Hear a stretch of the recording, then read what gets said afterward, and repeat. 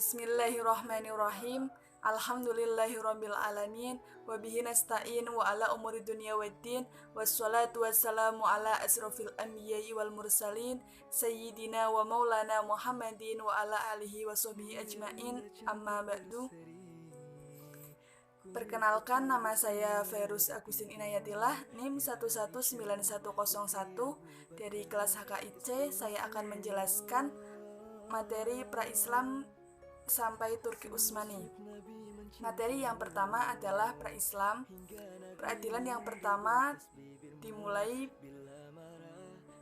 pada Nabi Adam, ketika ada pertikaian antara Qabil dan Habil, yaitu putra-putra Nabi Adam. Dan Nabi Adam memiliki kebiasaan kepada istrinya melahirkan anak kembar, yaitu satu putra dan satu putri. Dan saat itu pula Nabi Adam menerapkan kebijakan pernikahan silang kehamilan antara Qabil dengan kembaran Habil. Lalu Habil tidak menerima dengan kebijakan tersebut, dan Habil mengajukan gugatan ke MA, dan hakim yang pertama adalah Nabi Adam. Jika sejarah tersebut disamakan dengan zaman sekarang, itu menggambarkan hukum berkeluarga dan hukum bernegara. Sejarah yang kedua terjadi pada Nabi Daud yang tercantum dalam surat Shad ayat 17-26, yang telah didatangi oleh dua orang yang bersengketa yang meminta keadilan. Ternyata orang tersebut adalah dua malaikat yang menyamar manusia untuk menguji Nabi Daud sebelum diangkat menjadi hakim. Dan yang ketiga adalah sejarah Nabi Sulaiman yang tercantum dalam surat Al-Anbiya ayat 78-79, yang membahas tentang perkara tanaman.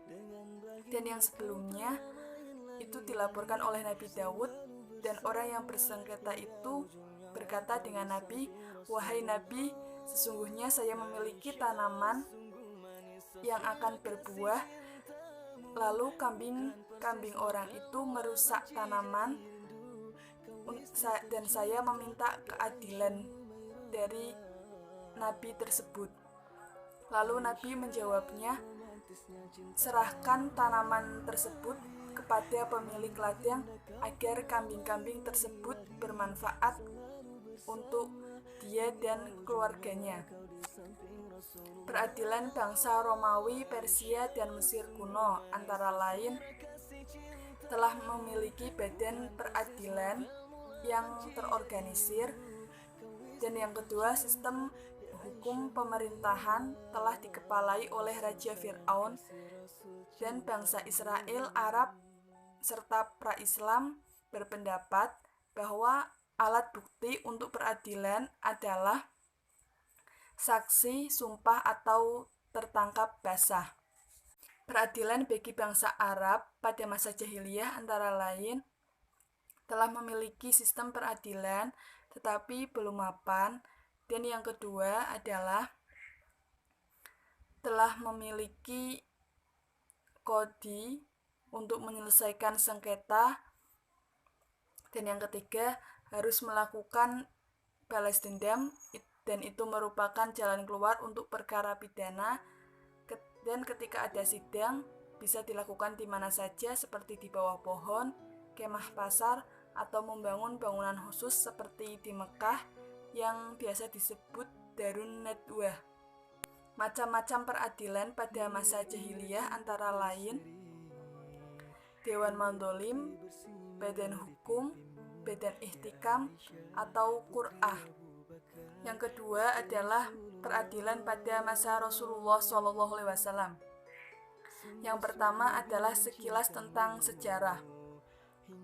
Nabi melaksanakan dakwah selama di Mekah itu 13 tahun. Pada saat itu kondisi Mekah masih lemah baik dari segi kuantitas maupun kekuatan, sehingga belum bisa melaksanakan ketentuan agama yang bermasalah dalam peradilan.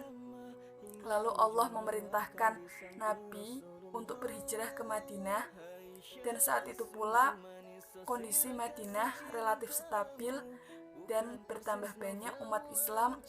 Lalu Nabi dijadikan pemimpin oleh umat Islam maupun non-Islam. Rasulullah merupakan hakim yang pertama dalam Islam, dan jika disamakan dengan konsep ketatanegaraan modern, beliau menggabungkan 3 institusi trias politika, yaitu legislatif, eksekutif, dan yudikatif. Sumber hukum pada masa Rasulullah SAW antara lain yaitu Al-Quran atau wahyu ilahi yang telah diturunkan oleh Allah, dan ijtihad Rasulullah. Ketika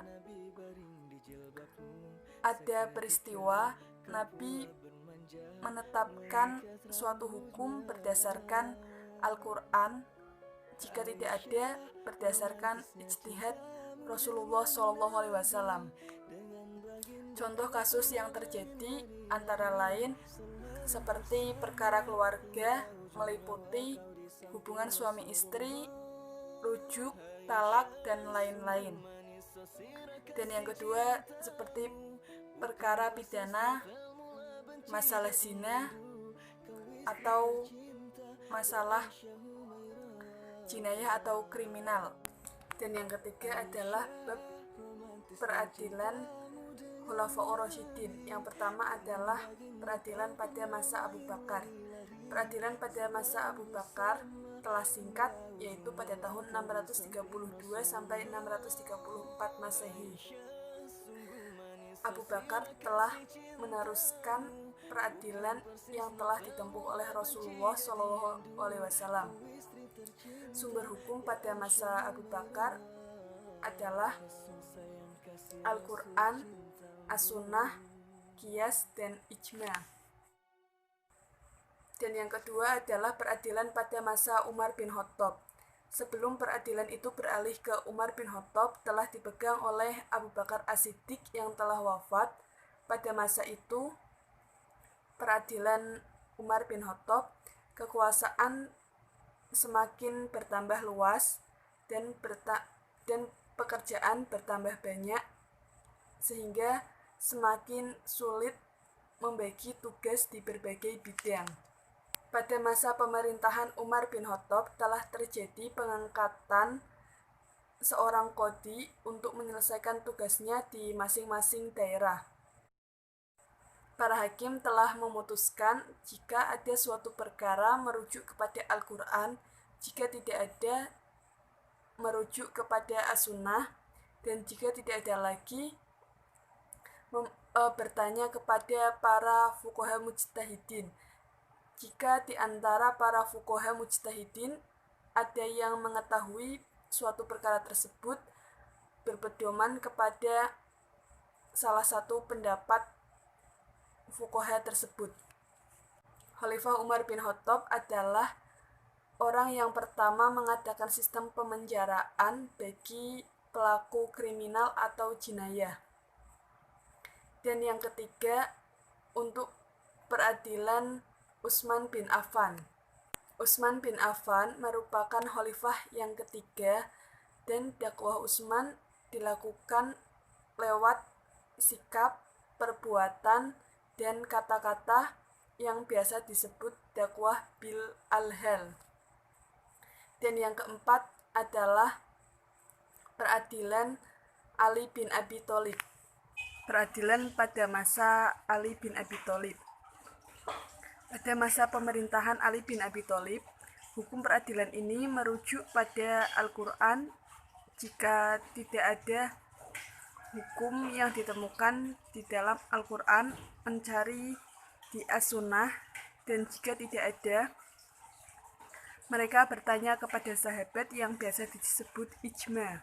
Yang keempat adalah peradilan pada masa Bani Umayyah. Yang pertama adalah sekilas sejarah Bani Umayyah.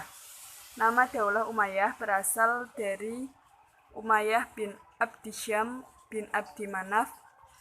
Dia adalah seorang kabilah Quraisy pada masa jahiliyah yang senantiasa bersaing kepada pamannya bin Abdi Manaf untuk merebut pimpinan kekuasaan dalam masyarakat dan bangsanya.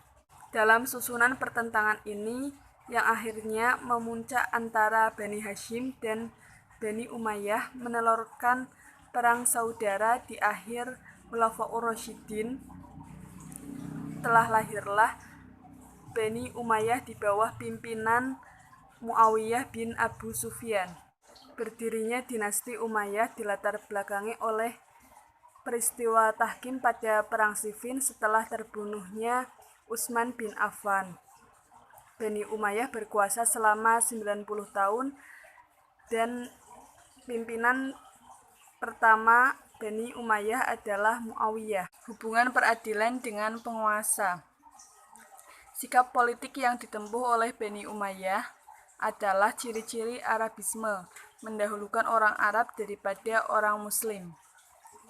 Dan perkembangan politik saat itu, Bani Umayyah menguasai wilayah kekuasaan dan selain menguasai kekuasaan bertujuan untuk mengubah tatanan sistem kenegaraan. Bentuk praktek peradilan antara lain hakim memutuskan perkara menggunakan ijtihad sendiri yang tidak ada dalam nas atau ijma. Pada saat itu, mazhab-mazhab belum lahir, dan yang kedua, lembaga peradilan belum dipengaruhi oleh penguasa. Hakim-hakim yang terkenal antara lain Al-Qadhi Suraih, Al-Qadhi Ijaz, dan Al-Qadhi Atas. Yang kelima adalah peradilan pada masa Bani Abbasiyah. Yang pertama adalah sekilas tentang sejarah Bani Abbasiyah, diambil dari nama salah seorang paman Nabi yang bernama Al-Abbas bin Abdul Muthalib bin Hisham. Dinasti ini didirikan oleh Abdullah Al-Shafah bin Muhammad bin Ali bin Abdullah ibn al-Abbas. Abu al-Abbas adalah salah seorang imam dalam daulah Islam yang biasa disebut Abbasiyah, dan dinasti Abbasiyah berpusat di kota Baghdad. Seorang Abbasiyah lebih berhak daripada Bani Umayyah karena mereka merupakan cabang dari Bani Hashim yang secara keturunan atau nasabnya lebih dekat dengan Nabi, dan menurut mereka Bani Umayyah menguasai kekuasaan kekhalifahan menggunakan tragedi Perang Siffin. Hubungan peradilan dengan penguasa. Setelah Bani Umayyah runtuh, kekhalifahan Islam dipegang oleh Bani Abbasiyah, dan pada saat itulah Islam mulai berkembang. Pada masa ini peradilan dipusatkan pada Qadhi al-Qudat atau Hakim Agung, dan hakim yang pertama adalah Harun al-Rasyid. Pada masa ini wewenang hakim bertambah luas, tidak hanya mengawasi perkara saja tetapi juga menyelesaikan gugatan perkara. Beberapa perubahan peradilan ini, hakim tidak berijtihad lagi pada perkara tersebut tetapi berpedoman pada 4 kitab, dan lahirlah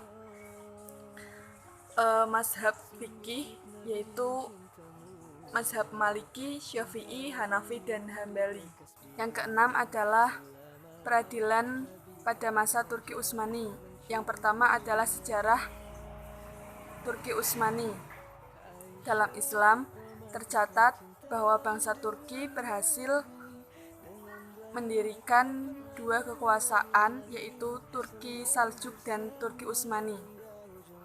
Turki Utsmani berdiri setelah Turki Saljuk runtuh selama kurang lebih 250 tahun. Kerajaan ini didirikan oleh bangsa Turki dari kabilah yang mendiami daerah Mongol. Pada saat itu Turki Saljuk di bawah pimpinan Sultan Alauddin Kaykobat dan Ertuğrul merupakan pimpinan Turki Utsmani yang berhasil membantu Sultan Saljuk dalam menghadapi Bizantium. Yang kedua adalah peradilan pada masa Turki Utsmani.